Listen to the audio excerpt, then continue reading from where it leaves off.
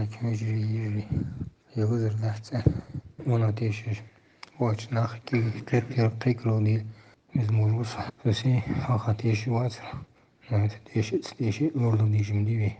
Не аем сами лорду шанусу. Но сегодня скоро ехал.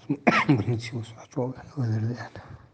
Автор этого обращения – наш земляк. Он сейчас лечится от коронавируса в одной из московских клиник. Он, как и многие наши земляки, скептически относился к вирусу, но сейчас призывает всех беречь себя и родных.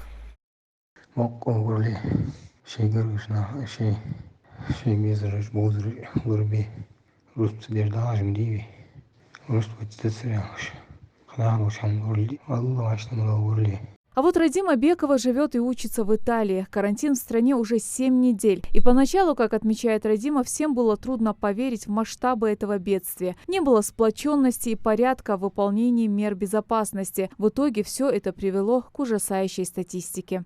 Италия очень быстро стала занимать лидирующее положение в сводках заболевших и заразившихся. Сейчас же на улицах пусто. Уже пришло осознание того, что только самоизоляция и выполнение требований карантина может приостановить цепочку распространения этого вируса. Те люди, кого коснулась эта беда, очень сожалеют, что не придавали должного значения требованиям врачей и властей.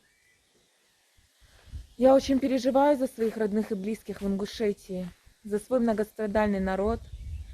И я призываю всех уйти от лотерейного мышления, не строить различные теории, а просто взять ответственность на себя за свою жизнь и жизнь окружающих.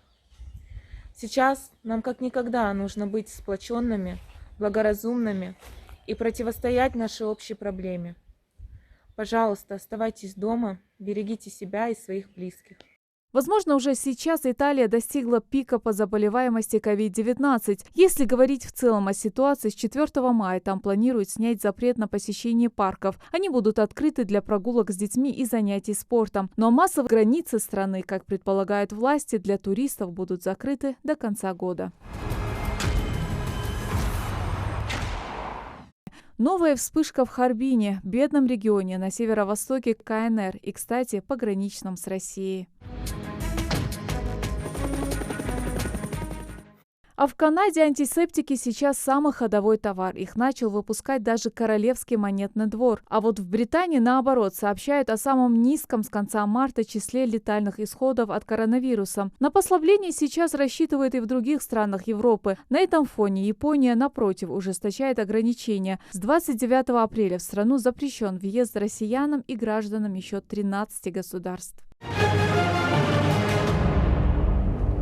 В Ингушетии же подтвержденных случаев заболевания 590. Умерло 18. Светлана Томова. Новости 24.